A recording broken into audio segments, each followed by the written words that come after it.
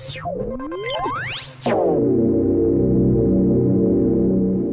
I'm Joe DeGanzik, and you're on Lighting Answers, the show that talks about all the new forms of energy-efficient light bulbs, LED light bulbs usually. We do some product reviews. We give you design and tips and information. That would be lighting design for your home so you can make it beautiful and amazing and control it through home automation, connected devices, the Internet of Things, all that buzzword stuff that you hear. And you're going to be hearing a lot about it this summer. Now, depending on what part of the country you are, depending on what part of the world, you may already be experiencing summer. It is approaching about the middle of May, and we're smack in the middle of announcement season from various companies. Now, traditional home automation companies, the old ones, the Insteons, and even older ones, Lutron, Leviton, AMX, Crestron, all these, the older names, don't usually have massive press announcements like what we normally hear with Microsoft, Google, Apple. Samsung doesn't do a lot of press announcements. They do them around their own product launches, and they're a lot of times tied to, say, Mobile World Congress. That happened a few months ago in Barcelona. But you have all these new entries into the space, basically because they may have acquired something. Google bought Nest last year, Samsung bought SmartThings last year, and Apple, well, Apple always does their own thing. So they're going to be an interesting player as well. So this summer, we've got a lot of interesting things going on. So you started seeing some of the companies make acquisitions last year to get into the home automation space. And now it's time for showing off basically the fruits of the labor and these acquisitions that happened last year. So specifically, let's talk about Apple real quick. WWDC is early June, but the second Monday in June at this point, which I don't have the exact date, but we'll put it on the screen somewhere.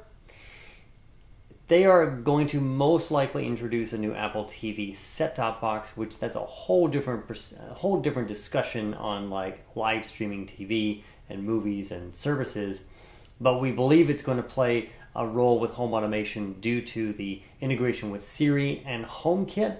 It'll allow you to control HomeKit-certified devices through Siri commands, your Apple Watch, your iPhone, your tablet, what have you, whether you're inside your home or outside it. How precisely all of that's actually going to work, we don't know. They debuted the technology and the framework about a year ago. They've been working on it with partners ever since. We believe that the partners are holding back on actually shipping units out and getting pre-orders out because Apple has said, well, you must wait until we say something and then you can say something.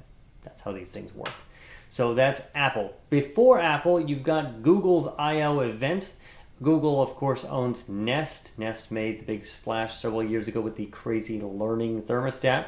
Probably the most expensive thermostat of all time at that moment. And it does some cool things. Nest bought Dropcam, I believe, last year. They also introduced about 2 years ago a Nest smoke detector. So Google's got plenty of money to pour into Nest to make all this stuff happen. And we saw some announcements at CES earlier this year about Nest integrations with other platforms and other products, but we're really not quite sure what they have up their sleeve. But it probably ties into Android TV, Android at Home, and other things that Google has been trying to get right over the past couple of years. Now with Nest, this integration, the home automation stuff, they may get it right and bring everything together in some sort of framework, or it may just be Nest at Home. Not quite sure, but we will be sure in about 2 or 3 weeks from now. End of May is when Google I/O is. Microsoft Build just happened a short time ago, literally about 2 weeks ago. They didn't introduce huge amounts of stuff on the home automation front, but there is the HoloLens, the augmented reality headset that kind of turns your whole vision into sort of like a holodeck type thing. And Microsoft wants you to walk around your home or other indoor or perhaps even outdoor spaces and be able to drag your entertainment and your cute little fluffy dogs that are virtually roaming around on the floor right along with you. And it's going to be an interesting device. Whether everyone is going to rush out and buy it for an unspecified price, who knows at this point.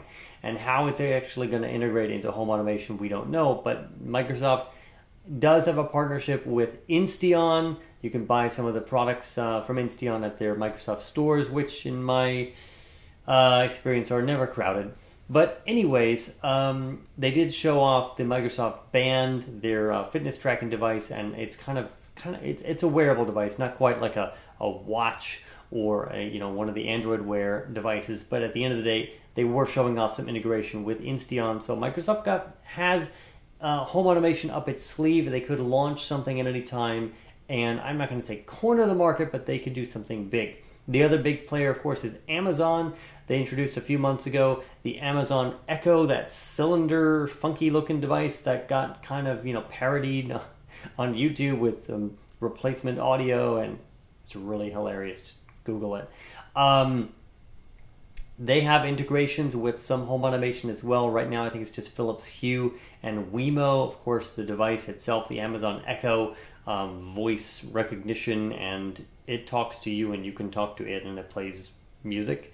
That thing is invite only at this point, and I don't even remember what the price is. You idiot. Amazon Echo starts at just $149 for Prime members. So you have all these new players, and I talked about it in another episode that is going to come out after this one, the changing state of home automation. You have all the older players and kind of the middle year, you have the old age, the middle age, and then you have kind of like the new age of home automation. And the new thing these days is apps, hubs, voice control, which was way too difficult to do years ago. Now you can do it because the technology companies think that everyone's going to have something like an Apple Watch or some kind of wearable on your wrist. So voice will be easier than sticking a bunch of microphones all across your house. So this summer is going to be exciting because you've got the new players who got into the business by either acquiring someone else or starting up themselves, such as SmartThings, which started off as a Kickstarter. You've got all these new players that are ready to do something incredible, and they all have to compete with each other now. And we hope for consumers that they're going to actually play nice with each other and actually do some integrations and be compatible across these ecosystems. Whether they're actually going to do that or not, well, only time will tell. I want them to be compatible because honestly, in my own use of home automation technology, I want these things to work together, and I don't want to have to spend hours and hours trying to find plugins and hack things together. I mean, it's fun for a little while, but ultimately you just want it to work and it to be stable. And for it to work for most consumers, it's just got to work out of the box. It's got to be an app. It's got to, literally pull it out of the box, plug it in, turn it on, enable it, whatever you have to do, simple setup, and it's done. And whatever that is, it's a light controller, it's an appliance, it's a leak sensor, it's a home automation hub, it's a screw-in smart light bulb, whatever it is, it's got to be simple. So it's an exciting summer. We're going to be covering most, if not all of it for you. The old guys have got to play catch up. They're rapidly doing that. The middle-aged guys are doing that fairly well, like the Insteons and the Z-Waves and so forth. And then the new guys, well, they're probably the ones who are trying to set the trend. So how it all is going to play out over the next about 18 to 24 months as the whole industry shakes out and settles and consolidates, it's going to be pretty fun to watch. It's actually a really good time for home automation, and if you're looking to get into it, this is the year to get into it. But don't do it right now.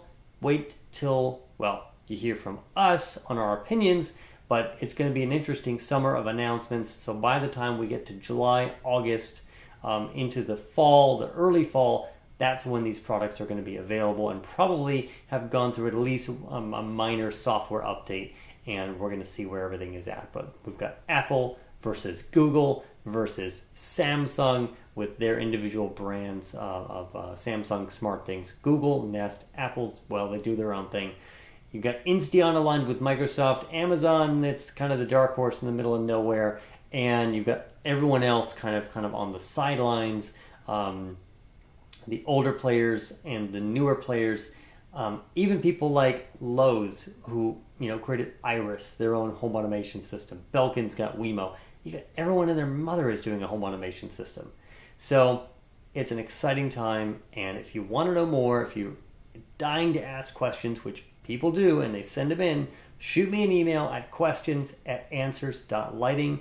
I will obviously respond to you, and then we'll take the best ones and put them on a upcoming Q&A episode. If you're a manufacturer, you want us to test your products, please shoot us an email and we'll get back to you on that. Otherwise, the social interwebs and the internet and the web, that's the way to get us across all of those things. Don't forget to subscribe here on YouTube so you get all of the wonderful episodes right as they come out. And you can support us as well two ways. One right on YouTube through Google's wallet system, and you'll see these little buttons that'll say like support this show. I think they're blue. And you can click that and donate any amount on a recurring basis, or probably a one-time basis as well. You can get us on Patreon. Patreon.com/lightinganswers is also another way that you can get us and support the show financially. So it helps us with revenue and advertising, and well, anyways, we make some money from the little ads on YouTube, but every little bit helps. I'm Joe DeGanzik for Lighting Answers. Don't forget to get out there and both brighten and automate your world. I'll see you next time.